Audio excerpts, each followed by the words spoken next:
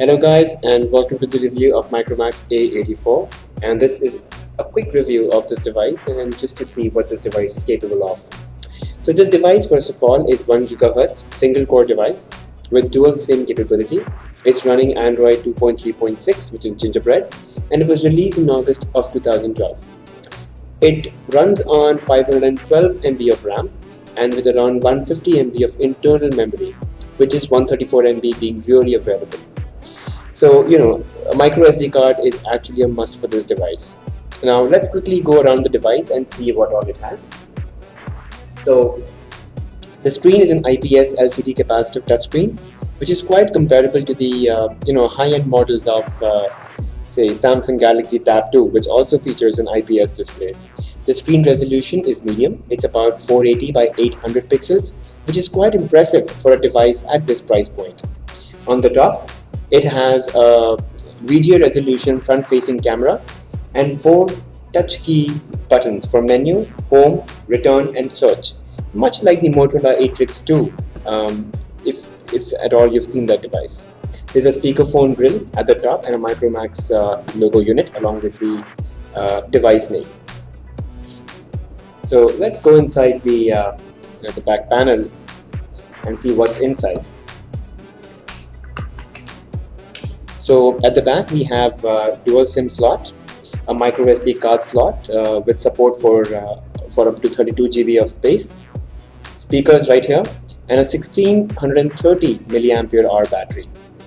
The camera is a 5 megapixel camera which can take pictures of resolution up to 2592 by 1944. We'll talk more about it when we talk about the camera in general. But the resolution is quite average. It comes with LED flash, but there's no tap to focus as we'll discuss in the camera video. The device comes with inbuilt FM radio, GPS, Wi-Fi, and Bluetooth version 2.0. So let's quickly go around the device and what all it has. There's a volume rocker right here. Let me zoom in for you. So that's the volume rocker in the left edge. At the top, you've got the 3.5mm headphone jack and a power lock key right here. The right edge, it's clean, nothing at all except for a tiny hook here which helps you open the back panel. At the bottom, you've got a USB 2.0 USB syncing and charging port. The back is a matte finish black panel with the Micromax logo, speaker grill, and the camera. Now let's get inside and look at how the user interface seems like. So the UI is a standard Gingerbread interface with some tweaks and in the way icons appear. I would not say it's absolutely smooth and flawless. I mean, the home screen transitions, as you can see, are smooth, very smooth, and animations seem really nice. But once you get inside the application drawer, it does take a while to load. At least the first time it does. And here you might notice a little. So there's a bit of stuttering here. It's not as smooth as the home screen in general, but it's not very smooth. So. But it's not something that Micromax has an issue. It's in general Android 2.3.6. Android Gingerbread in general has this, slight lag while moving. Let's delve more into the device and see what the applications look like. So first, for the start, let's just go and see how the dialer looks like. The dialer is a very standard Android interface. They haven't really tweaked it much, which I believe is a very good thing.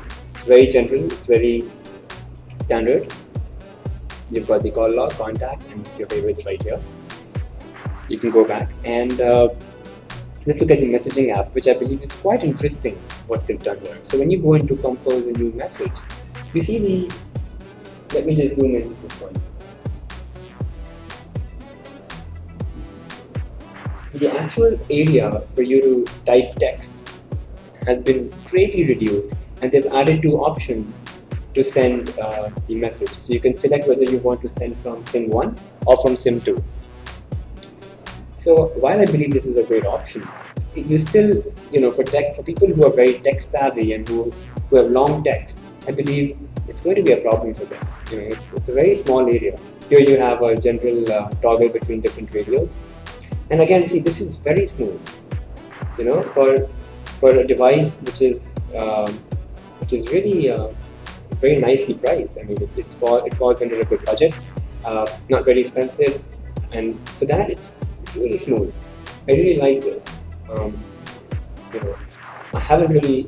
A lot of devices at this range do not offer this smooth movement of widgets on their home screen. So I believe that's a really good thing. Now let's just get inside the browser and see what the browser looks like. So it is going to my website.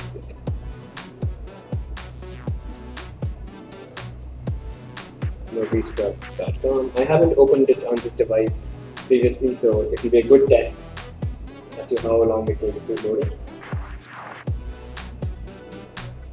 So my website is quite image heavy and it does have a little bit of text here and there. So okay, so it is still loading, and this is obviously subjected to your internet speeds in general. Now, so here's the problem. They've opened the website, at least the A84 has opened the website in a way that you cannot view the entire website. So you have to, zoom down to look at the entire content, and then now scrolling is working pretty good. Let's zoom in a little. Pinch and zoom is very good, very flawless. Smooth scroll. I'm happy.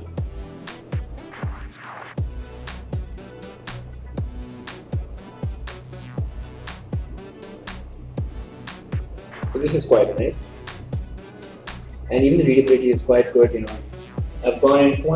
I've zoomed in quite a bit here, and as you can see, it was very smooth. It didn't take very long to render the text. It's quite instantaneous. So I believe that's a good thing. And so the browser is really rated by three things: the time it takes to load images or the website. Second is the scrolling on the website, and the third is zoom and pan back. So I guess all three have worked really well, and you have the entire website layout when you zoom out. So that's good. So I really want to show you the music player in this device, and it's really just called Music. It's got a very standard Android interface again, and scrolling is really smooth. Not what we saw in the settings section, which was quite laggy, but just like in the browser, the scrolling is very smooth. So that's really nice. You can categorize your songs as artist albums, or you can see all your songs or create playlists on the go, which is pretty good. Now let's just play a song and see how it sounds in the loudspeaker. I'll just select one.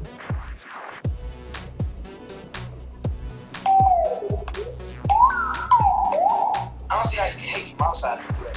You can't even get in. Get away with it, loaded, I don't get a won't never stop. I gotta win every day. So it seems like it's really loud, which is quite nice. I haven't really played the entire song because I don't want to take too much of your time here, but all in all, the speakers are really good. Now, the video player is very standard video player, so I'm not going to get inside the details, but the only thing is you cannot just play any file. It has to be in a particular format, which is MP4 or WMV, which is Windows Media Video. You can't just take an MKV file that you downloaded off the internet, transfer it over here, and just play it. It's not going to do that. So that's a slight drawback.